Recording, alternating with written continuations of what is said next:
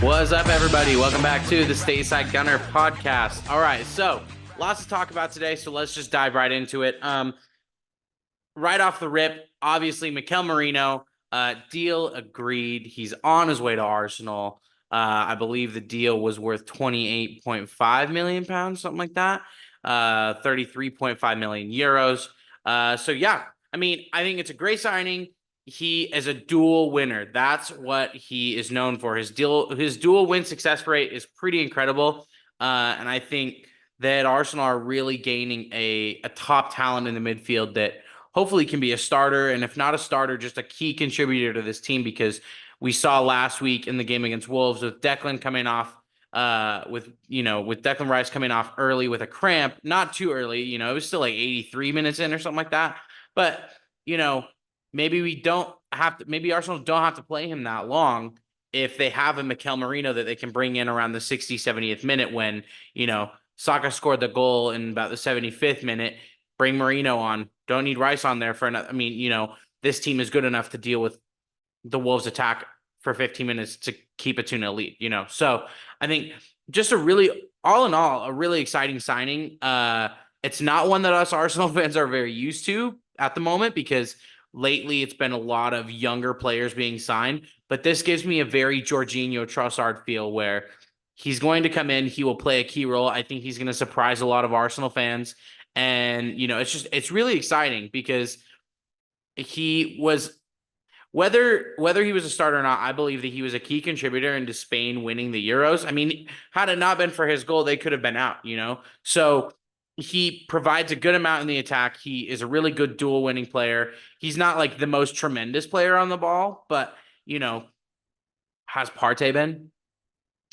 So I think that you have to take some of the good with the bad. But yeah, it looks like that one's going to get done. I was waiting to do this and my TikTok videos until after the signing was official, but I just don't think I could wait too long, because I'm not sure it'll be official today. It might be finalized tomorrow and he's at the Villa game. So yeah. So Mikel Merino, that deal's done. We're just basically waiting for getting a drink of water. Basically waiting for him to sign his contract. So yeah, very, very exciting stuff. Another transfer through the door. So now let's talk about outgoings. It was also reported today by a bunch of different outlets, but this is from Arsblog, that Fabio Vieira is being loaned back to Porto. So David Ornstein reports that Fabio Vieira is set to return to Porto on loan, the club from which he joined Arsenal in 2022. 24-year-old has struggled to establish himself in North London since making that switch, and barely featured last season, seeing just 292 minutes of Premier League action. Some of that was down to injury. He suffered a knee problem, which required minor surgery, but once he returned to fitness, he wasn't trusted by Mikel Arteta as Arsenal battled with Manchester City for the title. So yeah, Vieira's going back to Porto for this season. It doesn't sound like there's no obligation or option to buy. It's more just getting him out to be able to go get playing time. And I think I really like this move by Arsenal, because there have been a few seasons in a row now where players we know won't play a lot are still here. And I would rather have a player go play than not, regardless of what you think Fabio Vieira is capable of in this Arsenal team or not. We can all agree that professional footballers deserve to play football. And if he can't get game time in at Arsenal, then it's time to go somewhere else, even if it's for this season. And then we see what happens after that. I do have a feeling that this is more like, go prove your worth, and then we'll sell you next summer. I don't think that this means that Fabio Vieira has a future at Arsenal. And what does this mean for other players? I think that this is one of the biggest odes of confidence to Ethan Nwaneri, because Fabio Vieira plays arguably in the two spots where, well, not arguably, he does. Plays in the two positions, or Arteta's been playing him in the two positions that Ethan Nwaneri is most comfortable in: center attacking midfielder and right winger. I didn't like Vieira on the right anyways. I've said that before. But now I really feel like this opens the door for Nwaneri to get minutes. He's going to take those minutes that Vieira had, and now he might be able to get, with the likes of Eddie leaving and maybe Reese, I think Nwaneri's in line to get a lot of minutes this season. Hopefully Arsenal take the cup competition seriously, but at the same time, we want them to rotate. We want Arsenal to be able to rotate, but look at the depth that we have now. Let's see, Carabao Cup game against, I don't know, Luton, whatever, right? At this very moment, it looks like Aaron Ramsdale is going to leave. We'll talk about that one in a minute. So you play David Raya, or you play Setford, or you play Garcia, who could come in, right? But then you still have, at the back, you have options. Tomiyasu, Gabriel, Saliba, Ben White, Calafiore, Jurrien Timber. There are so many players that can be played there. Jakob Kiwior still at the moment. I'm not sure he'll be at the club much longer, but there are a lot of options. Midfield, now you'll have Marino, Rice, Jorginho, Odegaard, Nwaneri, Partey. That's a lot of options. Front three, Trossard, Martinelli, Havertz, Jesus, Saka, maybe Nelson if we keep him, but or maybe a player that you bring in, right? That's really good depth to have, and it makes me feel confident that Nwaneri will be able to get the minutes to hopefully develop, because that was the key with Martinelli, Saka, Smith Rowe, and Kedia too, Nelson too, right? Can they get minutes while they need to develop? Because the biggest issue that Arsenal might have is they're playing at a very high level right now. Arsenal are one of the best teams in England, if not, many could argue the best. I wouldn't say that quite yet. You need to win something first. But, when you're this good, it's really hard to integrate young players who aren't quite at the level yet. And I do think that Nwaneri is at that level. Watching him throughout the preseason, I know it's just preseason, but then being able to go see him in person when I went to the Manchester United game in Los Angeles, this kid is special, and I think that he's going to prove to people that he's ready. So I think that this move does a lot for him. So Vieira going out, Marino coming in. It does sound like Eddie Nketiah and Forrest are getting closer and closer. Let me pull this one up too while I can. Sorry, let me go find it so then I can have somebody to quote. But basically, it looks like Eddie is on his way out. Okay, I can't find the official one, but you know what? Eddie looks to be out, going to Newcastle, Nottingham Forest. The first bid was rejected, which was around 25 million pounds, and Arsenal rejected that pretty quickly. But then Forest kept talking, and it does sound like that deal is going to get done for around 30 to 35 million pounds. I believe it's a very necessary exit. It's time. I do think that people are too harsh on Eddie. I think he served this club quite well for what he's been able to do.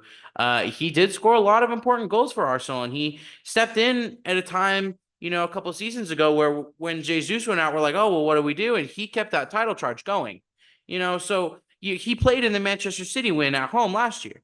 So I just think, Arsenal fans need to take a step back and recognize that just because he may not be at the level of a Rice, a Havertz, a Saka, an Odegaard, does not mean that he was not a good player for the squad, and does not mean that, that we should be ashamed of having Eddie on our team. Oh, there goes the jersey. Should be ashamed of having Eddie on our team, right? And so I wish him the best of luck. I wish it could have worked out, but I think it's been time for him to leave. I think that last season would have been better too. But yeah, it looks like Eddie is on his way out to Forest. It looked like his executive box or whatever at the Emirates was being cleared out. So these are all signs that it looks like he is going to leave. So before we get to Ramsdale, what does Eddie and Vieira leaving mean for the rest of the window? So reports are now coming out today. They were coming out yesterday that Arsenal are looking to go big again and trying to get Nico Williams. That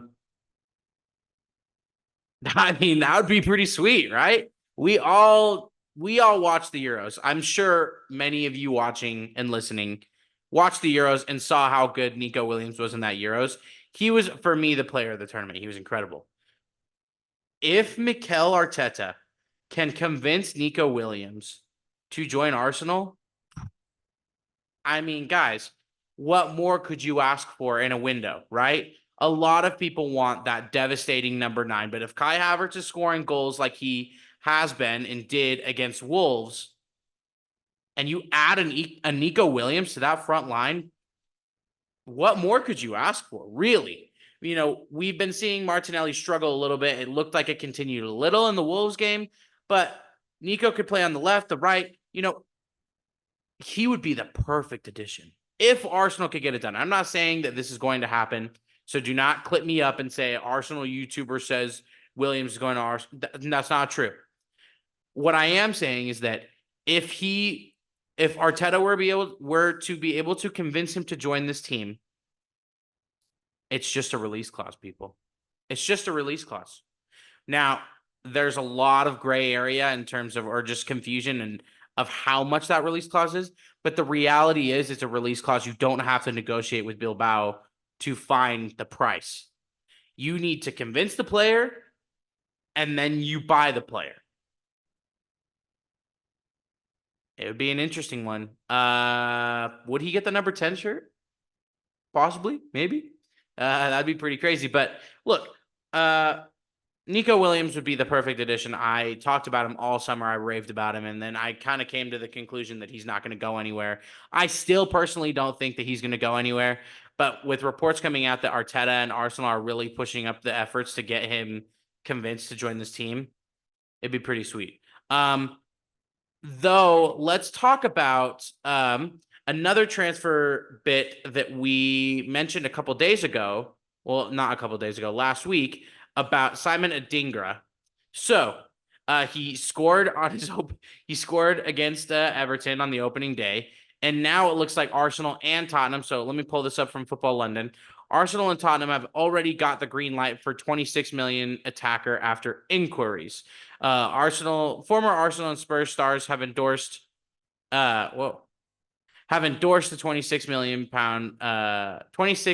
Brighton and Hove Albion wonder kid as respective clubs look at the summer transfer window to get this done.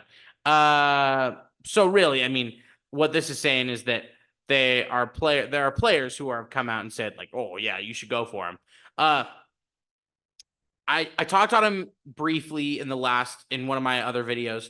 I think he looks really good. He's really a good talent. He's fast. He can change the game. And I do think that he would be an upgrade on Reiss Nelson. I don't think that Adingra would be a ceiling raiser. I think he'd be a floor raiser. I think Nico Williams would be a ceiling raiser. Let's just get that clear right now. Signing Nico Williams would raise your ceiling. I believe that signing Simon Adingra would raise your floor, which there's nothing wrong with. Because let me ask you guys a question. Arsenal are down 1-0 in the 78th minute against Crystal Palace at home. Or let's just go at Palace. You turn to the bench and say, all right, Reiss, come on, we need a goal. Are you feeling confident that Reiss is going to be able to get you that goal? Other than that incredible moment against Bournemouth, when have we thought Reiss Nelson is going to come on and get the goal? And we didn't even think it in that game. It just happened. However, I think if you turn to the bench and go, all right, Simon, look, man, that left back's been struggling with pace all day. I need you to go torch him for the next 12 minutes and get us a goal. That would scare defenders more than seeing Reiss Nelson warming up. If I'm a left back and I'm like, I've been battling against Bukayo Saka all day, and then Reiss Nelson comes on, I'm like, ooh, no disrespect to Reiss. I love Reiss, but I'm taking a foot off the gas and being like, all right, I'm all right. But if Adingra comes on, you got to be on it. I mean, he's vicious in the box, and I really like the way that he looks. Again, floor raiser, not ceiling raiser. But if he only costs you 20 to 30 mil, that's a great deal. That's a great bit of business, and it fills a much-needed hole in your squad, especially with the rumors of Reiss leaving. I just think Adingra would be a really good addition. Those are the only ones that are out there right now. I know Rafinha's been reported, but I just don't see that one happening. He was just announced as a vice captain for Barca. I don't know. maybe on a loan or something like that. We talked about Kingsley Coleman on a loan. I don't love that either. I believe that for Arsenal, I don't think it's going to be a striker. Sorry, that was so weird. Anyways, door sounds. But I don't think it's going to be a striker like a lot of people want. I don't think it's going to be Gyökeres. I don't think it's going to be Osimhen. I don't think it's going to be Lookman, like how Arsenal were linked to the other day. I think it will be a winger, and I have a feeling they will go balls to the wall for Nico Williams. They can't get him. All right, that's fine. We'll take Adingra. And how awesome would it be to be able to swipe Adingra before you have to play Brighton? That would be pretty nice. I'm not sure it'll happen. That's it. We are talking about Arsenal who like to take their time with transfers. But I would really like to see a winger come in. I do have a feeling now with the departure of Eddie, with the departure of Fabio, I really think that a winger is prime to come into this club and change the floor, hopefully at least. Let me know who you guys would sign. I don't know. I put out videos towards the beginning of the summer saying certain players that I thought Arsenal should sign, and Elise was one of them, and he went. And Nico Williams was one of them, and he's looking to stay. Bakayoko is still out there. He'd be a good name too. Again, I feel like another floor raiser there, which is not a bad thing. But yeah, so we'll just have to see what happens. I have a feeling that a winger will come in. So yeah, let's wrap up the transfer talk by going over the Aaron Ramsdale news. It does seem like Southampton want Rambo. Let me go here and find this one. There we go. Okay.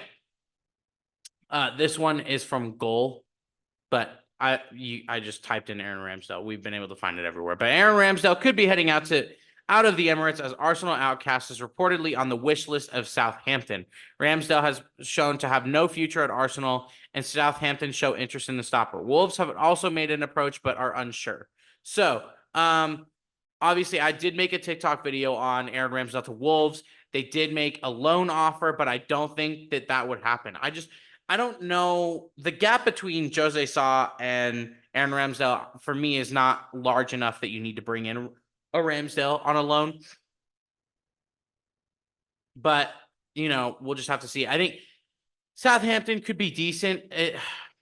He could get relegated again, right? Like he could go there. Ramsdale could go to Southampton and get relegated. And you're like, oh my gosh, now he's been relegated again. But he could also go and have a really good season, play a really key role in keeping them up in the Premier League. And I just don't think it would be a bad move for him. It sucks, right? Because I personally believe that Aaron Ramsdale is at least a top 6-10 goalkeeper in the Premier League. Do I think he's better than David Raya? No. It took me a long time to get over the David Raya over Aaron Ramsdale thing, but I started to recognize there's a difference between loving a player as a player and a person. My bad. There's a difference between liking a player by his personality and his actual play style. I had to ask myself, who do I trust more in a game? David Raya or Aaron Ramsdale? And I trust David Raya more. He's shown less mistakes in his game than Rambo. While Rambo can make the incredible saves, David Raya just had a pretty damn good one the other day, right? But I trust Raya. He's more calm at the back. I don't feel nervous. And, I love Aaron Ramsdale, and he's been one of my favorite players. I used to play goalkeeper, so when he came in, I really liked his play style. I still love his personality. He's not everybody's cup of tea. We know that. But Southampton, while it may not be the flashiest move, and it may not be the move he even deserves, I think it would be a good move for him just because he could go prove himself. He'd probably play every game for Southampton and could play a key role in keeping them up. I wouldn't be shocked if come the end of the season, Ramsdale had 6-7 shutouts and was a key role as to why Southampton barely scraped to stay up. Now, would I be surprised if Aaron Ramsdale just went and was your average goalkeeper and Southampton got relegated? No. But I'm looking at the best case scenario here, and I think if you're Arsenal, though, I don't know if I'd do a loan with an option to buy with Southampton. I don't know if they have the money, especially if they get relegated. They're not going to have the money to be able to pay for Aaron Ramsdale. And Aaron Ramsdale's frankly too good to play in the championship. No disrespect to Southampton in the championship. Aaron Ramsdale is not a championship level goalkeeper. He's a Premier League goalkeeper. He's a top flight goalkeeper. So, but you're also looking at a player who doesn't have a future at your club. Let's be real. The chances of David Raya getting injured are very slim. Whoa, I have a video playing right now? What the heck? So sorry. Okay. The chances of him staying here are very slim, right? And I think if you loan Ramsdale, bring in Garcia, I think it's kind of weird personally because you're paying money to have a goalkeeper, come in when you have a goalkeeper who could play. But I also understand the idea that if Ramsdale wants to play, his playing time future is not at Arsenal, it's somewhere else. So, yeah. So we'll have to see what comes out on that. But to wrap up the episode, let's go over, just kind of preview the Aston Villa game. Obviously, Arsenal play tomorrow, Aston Villa at Villa Park, and Arsenal owe them, right? I mean, excuse me, Arsenal owe Villa. So let's go over, we'll look at Villa's last game real quick. They did beat West Ham 2-1. They had kind of a semi-commanding game. I think you saw it's West Ham's manager's first game, right? So you can't have high expectations. I did think the fact that Onana scored already, that's kind of crazy, right? But they played a very, very Villa type of game. And I think when you're Arsenal, you need to go and kill the momentum that they're going to have. You're going to have to play some time with your backs to the wall defending. But I think, can you take the sting out of the game? Can you take that edge out of the game? Can you take the fans out of the game? Because when Villa Park gets going, it's a very hard place to play. I think the way that Arsenal win this game is with some calmness and composure. And in terms of that, if I were to choose the starting 11, I would make 2 changes from the first game. I would have David Raya play in goal. I would have Saliba, Gabriel, Ben White. I would put Yuri and Timber at the left back position. I thought Zinchenko played very well against Wolves. If you saw my player ratings and my reviews, I thought he played very well. However, I just don't think this is the right game for him. So I would like Yuri and Timber back there. Then I would play Jorginho, Declan Rice, Martin Odegaard. I think Jorginho, again, can take the sting out of a game, can calm the game down, bring some just calmness to the midfield. Where I felt Partey was he scared me at times last week. He gave the ball away in some very dangerous positions. And I think if you give the ball away in those same positions against Aston Villa, you will be punished. It's Ollie Watkins we're talking about. It's not Cunha. No disrespect to Cunha. But I would put Jorginho in, and then obviously Saka, Havertz, Martinelli. Or maybe you play Trossard and bring Martinelli off the bench. But I think the way that Arsenal go in and win this game is they take the energy out of the game, suck the life out of the game, maybe get an early goal would be great. You get that Villa crowd out of the game early, and then you just continue and play with calmness and not too much stress and urgency. Unless you really are fighting to get in the game, I just don't over push, right? Let Villa play to you and you see what you can do, because Arsenal are a good enough team that if Arsenal want to play on the counter, they'll play on the counter and they will beat you at that game. So that's really my preview. I don't like giving predictions, to be honest with you guys. I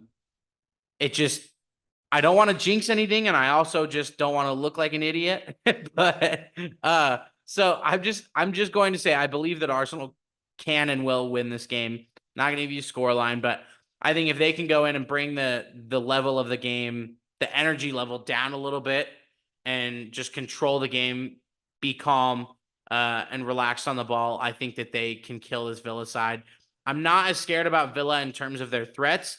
I'm scared of the environment and the fact that Unai Emery seems to have Mikel Arteta's number. But yeah, we'll just have to see how it goes. I have a weirdly good feeling about this game. I could be proven wrong and look like an idiot next week, but I really have a good feeling about this game. I think Arsenal are going to go to Villa Park and get the win, and that would be a huge win. I think it'd be huge, huge, huge. So, yeah. All right, guys. Well, that's going to do it for this episode of the Stateside Gunner podcast. Thank you, as always, for watching or listening, however you are tuning in. Be sure to leave a comment. I love to interact with anybody and everybody. Leave a like, subscribe, all that kind of good stuff, and I will catch you guys on the next one. We will see ya.